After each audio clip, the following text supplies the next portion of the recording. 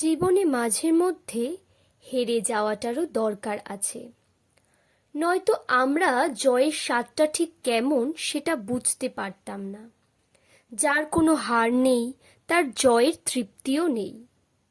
অনেক চেষ্টা করার পরও যদি তুমি হেরে যাও, তখন নিজেকে ছোট ভাবতে নেই। তখন এটা ভেবে নিও হয়তো এর থেকেও বড় জয় তোমার জন্য অপেক্ষা করছে। শুধু দরকার হাল না ছেড়ে আবারও ঘুরে দাঁড়ানো, দরকার সাহস, শক্তি ও আত্মবিশ্বাস। জন্মের পরই আমরা হাঁটতে কিন্তু পারি না। প্রথম বসা শিখতে হয়, তারপর দাঁড়াতে শিখতে হয়, তারপর হাঁটতে গিয়ে বারবার হোঁচট খেয়ে খেয়ে আমরা হাঁটতে শিখি, শিখে যাই।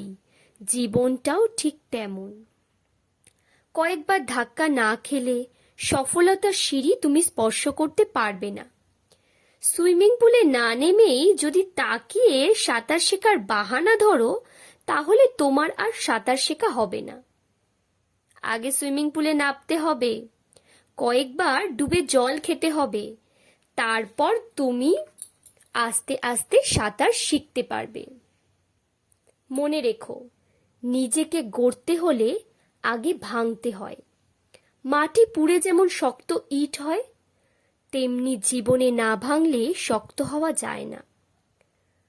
বারবার হেরে না গেলে নিজেকে গড়ে তোলা যায় না। তুমি যত বেশি ভাঙবে তত বেশি শক্ত হবে, যত বেশি ধাক্কা খাবে তত বেশি নিজেকে আরো বেশি চিনতে পারবে। অথচ আমাদের ভুলটা হয় বড়সড় ধাক্কা খাওয়ার পর। আমরা থেমে যাই, আমরা উঠে দাঁড়াতে ভুলে যাই, আমরা আত্মবিশ্বাস হারিয়ে ফেলি। আমরা এটা ভুলে যাই যে আমাদের সূর্যের মতো উজ্জ্বল হতে হলে আগে সূর্যের মতো পুড়তে হবে। তুমি গতকাল যেটা পারোনি সেটা আজও পারবে না, তার মানে এই নয় যে তুমি সেটা কোনোদিনও পারবে না। হেরে যাওয়াটাকে লজ্জা না ভেবে চ্যালেঞ্জ নিয়ে সামনে এগিয়ে দেখো। এতদিন তুমি যেটা পারোনি তার থেকেও বড় কিছু পেয়ে গেছো।